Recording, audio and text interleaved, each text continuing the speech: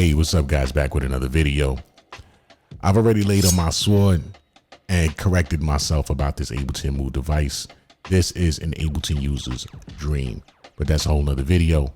In this one, I've been asked to do this video for a while now, even before I had this device. This is the quick keys and the commands that you guys are gonna need if you're just picking up this Ableton Move. I love this thing. I hope you love it too. If you feel that this video helped you out or will help out others, make sure you hit that thumbs up. And if it's not too much trouble, to subscribe. Let's get into it. Let's go into set overview by hitting shift in step 1. And we're gonna choose an empty block and we're gonna hit the drum rack. So we got a quick pattern here just so we have something that we can work with while I'm demonstrating the moves. Anytime we're starting out, you're gonna always need to get into your workflow settings. To get into your workflow settings, you're gonna hold shift. Step 3, you can do your quantize here. You can set up your step grid. You can do your counting, auto load on, all that good stuff. Here you can change your step grid. You can have a grid of 116, or you can do 116 triplets. And what it does is it changes your grid down here for your steps. Whole nother video, we'll get into that, but for right now, we're gonna keep it on 116. Number 2, transport re-trigger. So if you want to re-trigger your play, let's turn off the metronome. If you want to re-trigger your play, all you have to do is hold down shift and hit the play button.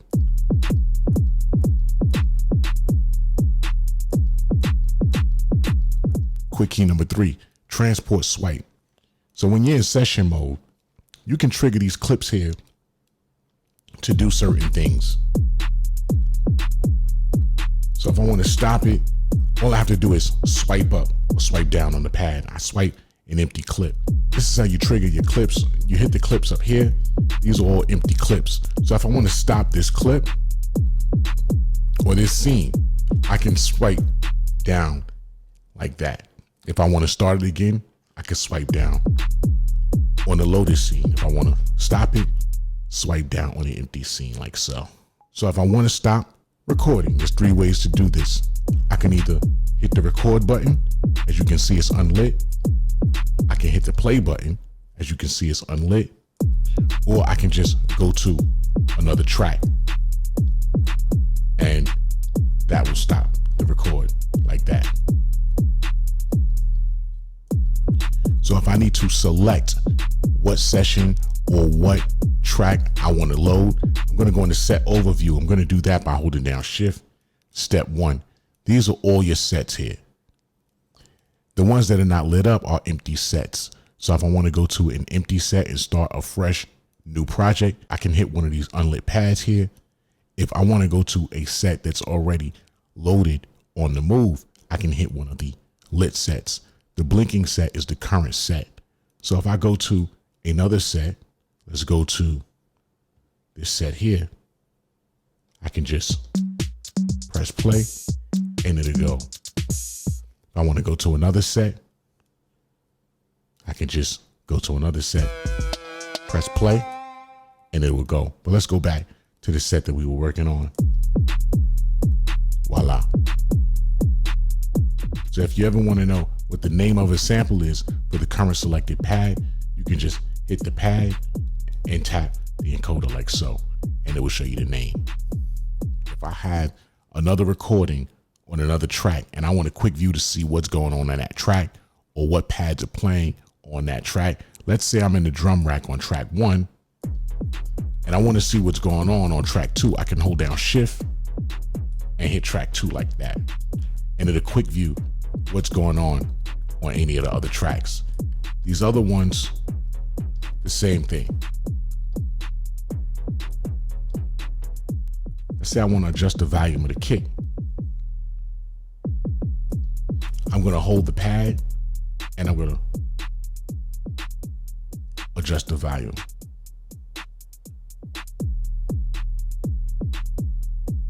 If you don't know, each of these are steps down here. So I just hit the kick pad. So now each lit pad represents what step the kick is on. If I hit the snare or the hi-hat, it's going to tell you which step the hi-hat is on. If I hit the snare, it'll tell you what step the snare is on. So if I want to adjust the velocity, or the volume rather, of a step, what I have to do is go to that step and hold the step and hit the volume knob. And you'll see velocity on the screen. And now the velocity of that step will be adjusted.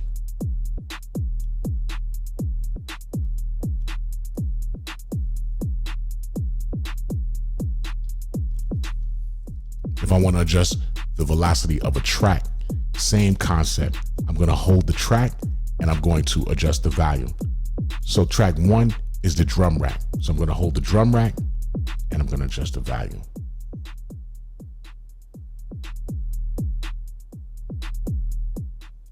Like so.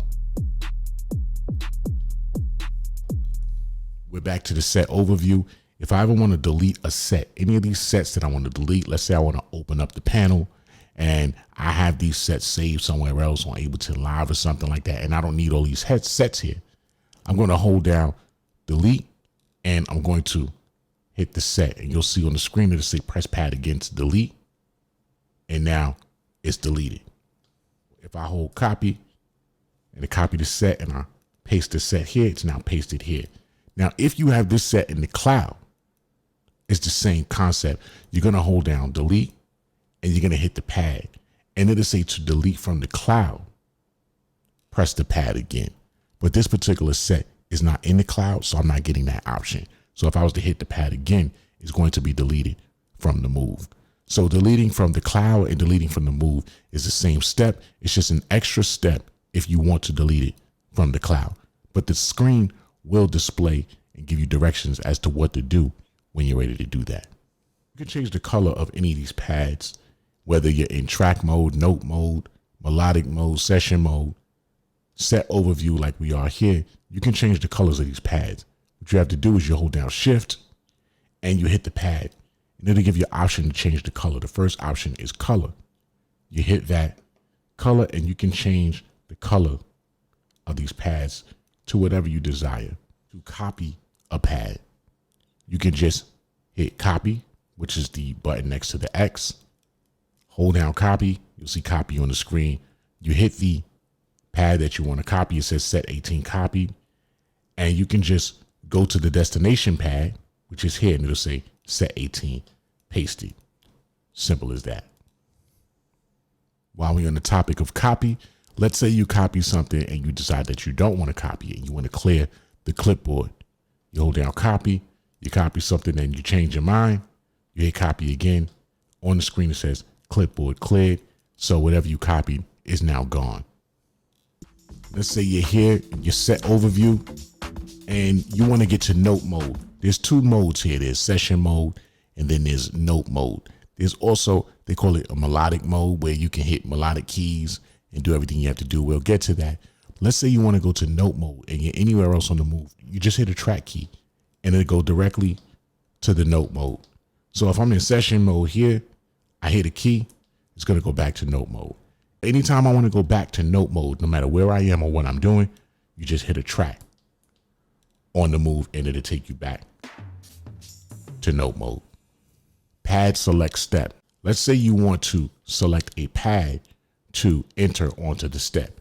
All you simply have to do is hit that pad and hit the step that you want that selected pad on. So I just selected all of these steps, and if I hit play, that sample is going to be on each of those steps. And if I want to clear those steps, I just simply clear them from the steps and I'm back to where I was. So if I want to do it in reverse and I want to select a step, then add the sample, what I do is select my step. I hold down the step and I hit the sample. Now the sample is on that step. I just want to add that you can only do that on the melodic tracks. So on step 2, 3, and 4, you can do that step select. The drum rack will not allow you to select a step first, then select the pad. You have to select the pad, then select the step. Let me explain. So here, if I was to select the step and I hold down that step and I hit this snare here, nothing's gonna happen. But if I go to a melodic track and I select the step, let's select this step here, step 1. I'm gonna hold it down and I'm going to hit the pad. It's there. Quick tip if you don't know, if you look closely at the steps, step 1, step 5, step 9, and step 13, you'll see like a little underscore underneath the dot. Those are your beat steps. They represent beat 1, 2, 3, and 4. So for instance, if I want to do a 4 on the floor beat, I'm going to use these steps here with the little underscore. For instance, if I was to, I'm going to change this here. Let's change this drum pattern. What I have to kick on now is 1, 4, 7, and 11. I'm going to remove these. And now I'm going to make a quick 4 on the floor beat. And I'm going to use step 1, step 5, 9, and 13. Just a quick way to let you know where you are on the step map. 1, 2, 3, 4. 1, 2, 3, 4. 1, 2, 3, 4. So that's what that underscore underneath steps 1, 5, 9, and 13 represent. So if I want to transpose a melodic note on the Ableton Move, this is how I would do it. I just placed the notes on the selected steps here. And if I want to transpose these notes,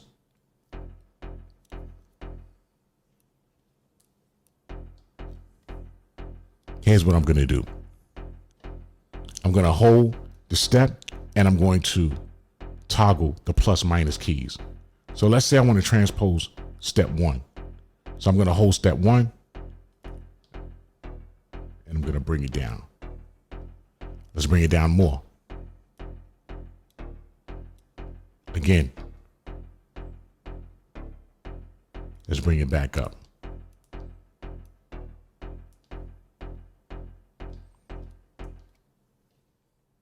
While we're on the topic, I want to show you how to transpose octaves.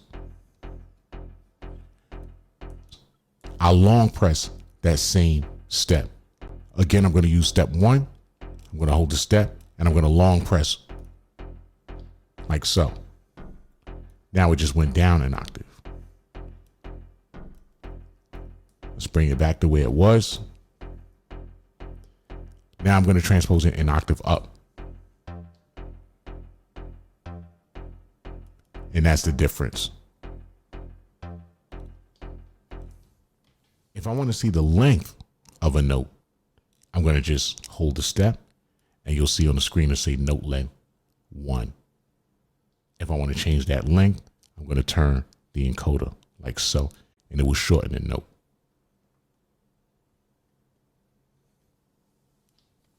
Padding chords. If I want to create a chord using the steps, I will now hold a step and I will select multiple pads like so. And now when I play that bar, it'll play that chord. This is a chord stab, but you get the concept. You see these 3 keys lit. But again, as I showed you in the last step, if you want to make the notes longer, I'm going to hold that step. Let's make them longer. Using a note length.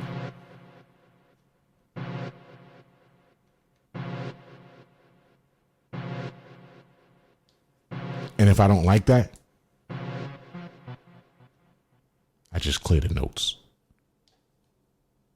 Just like any other device that we use, maybe not all devices are this way, but most of them are. If you hold shift, you can adjust any of these values in tiny steps. So if you hold shift and you hit the wheel, let's say you want to make an adjustment on a step, you can just hold shift and make fine adjustments rather than whole steps by holding shift on any of these parameters that you want to do. It's usually just turning the encoder wheel by itself to make whole steps, or by holding shift, you can make tiny incremental steps. If you're in melodic mode and you want to see the pads used on that step, you hold down the pad. So for instance, chose 3 pads here, 2 pads there, and on this step, 4. So if I have this playing, it's going to sound crazy. It actually don't sound that bad. But let's say I want to see what notes are being used on that step. I just go to the step and I hold it, and you'll see here the notes light up in white, so you know what notes you're actually using. So if I hold this step, you'll see the 2 notes light up in white. I hold this step, you'll see the 3 notes light up in white. If I hold this step, you'll see 2 notes light up in white. Let's talk about the capture feature. So if I want to capture something, and let's say I change my mind, I don't want to capture it anymore, I don't like the idea, I'd rather not capture it, there's 3 ways to do that. Now, you can't print the capture and then remove it. This is before you print it. Let me demonstrate what I'm saying. So let's say I'm fooling around, and if you notice, the capture key is lit up. Let's say I don't want to print it. I stop the transport and then play it again, and you'll see now the capture is unlit. So it cleared the capture. Let's do it again.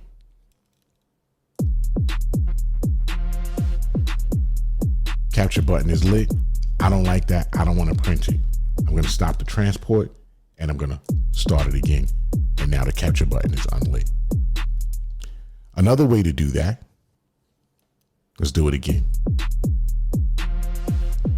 Capture button is lit. I'm going to hold shift and you'll see in the screen it says capture input cleared. And you're ready to go again.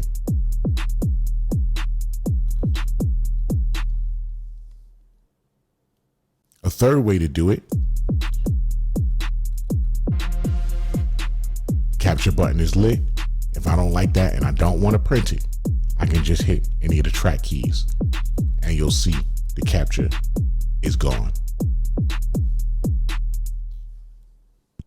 This loop mode can be a little tricky, so I'm taking my time with this. Let's talk a little bit about the loop mode and deleting notes in loop mode. Right now, I'm currently in loop mode by pressing the loop button here next to the mute button. Now I'm in loop mode. I have 2 bars going. So I'm going to add some notes to bar 2 and I'm going to delete it. If you notice at the bottom, the steps have now turned into bars. Each of these steps that are blinking means there's an active bar. And you notice the 2 bars here. So this is bar 1. The second step is bar 2. Let's get into it.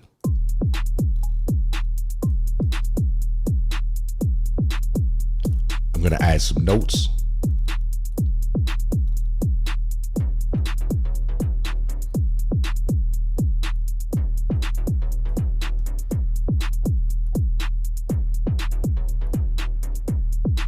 And let's say I don't really like those notes. I want to start over. So those notes are in bar 2. So I'm going to hold X and I'm going to hit bar 2. And if you notice on the screen, it says notes deleted. Simple as that. Let's go back and do it again. I'm going to hold X and delete the notes in bar 2. If I want to double the loop,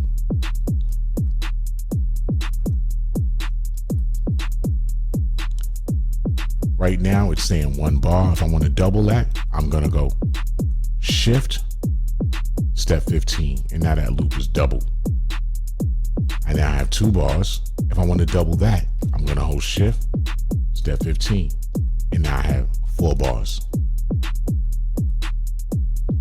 That's how you double the loop. Another way to double the loop is to hold the loop key and just turn the encoder, and you'll notice the bars being duplicated. And you can take them away the same way. So you turn the encoder knob to the right to add bars on, and you turn it to the left to remove bars while holding the loop button. While we're on the topic, if you ever not sure how many bars you have, you can notice the bars represented at the bottom of the screen by those lines. You'll see 3 lines at the bottom, let you know you have 3 bars in this particular project that you're using. If you want a quick view and maybe you can't see the bars, or you forget that the bars are in the bottom, you can always long press the loop mode and it'll tell you how many bars you're working with. Long press, 3 bars, let it go. Very important feature. Let's talk about the loop toggle select. If I'm working on a sequence and I just want to work on bar 2, or I just want to work on bar 1, this is how you do it. Right now we have a simple 2-bar loop, just drums. I'm going to add something to bar 2.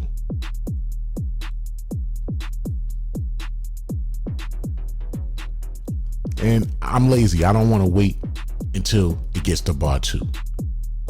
So if you notice, the step buttons are representing the bars, bar 1 and bar 2. I'm going to double press bar 2. And now it's just going to play what I have in bar 2. And I can work on whatever I'm going to do on bar 2. When I'm done and I want to bring it back,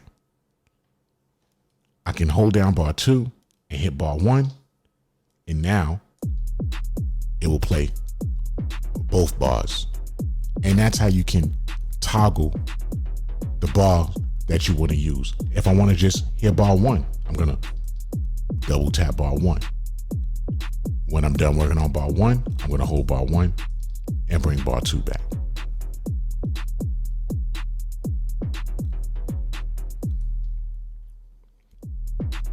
While we're on the topic, there's another way to do that. Originally, I said, if you want to bring back the other bar, you hold the bar, the current bar, and you add the second bar. You can also do that same move by simultaneously pressing both steps. So I'm going to simultaneously hit bar 1 and bar 2, and that's going to bring back both bars. And it works the same if I had 3 bars or 4 bars. If I have 4 bars, I'm going to simultaneously hit 4 steps, and that will bring back all 4 bars. Here's one I haven't really fully been able to wrap my head around, but I believe this has something to do with time signatures within the looping bar. I'm going to show you how this works.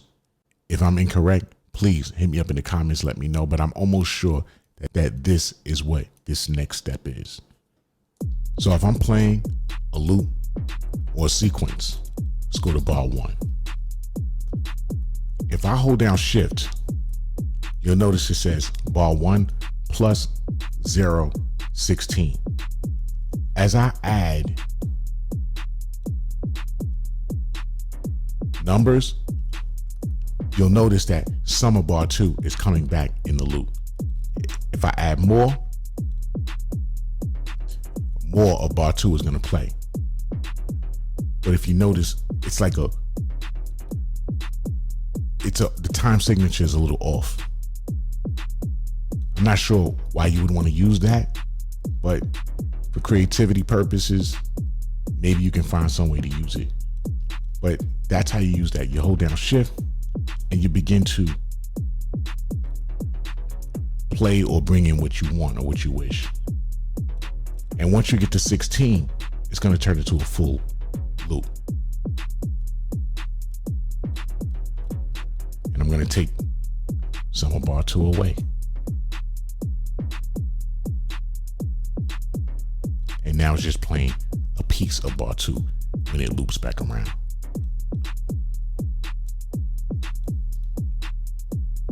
And that's pretty much it. And that's going to wrap it up for this one, guys. I hope these tips and these quick keys help you navigate the Ableton Move. It certainly helped me. And I knew this move was going to have a lot of menu diving and quick keys to be used. It seems like a lot, but once you start getting the hang of it, it's really not that bad at all.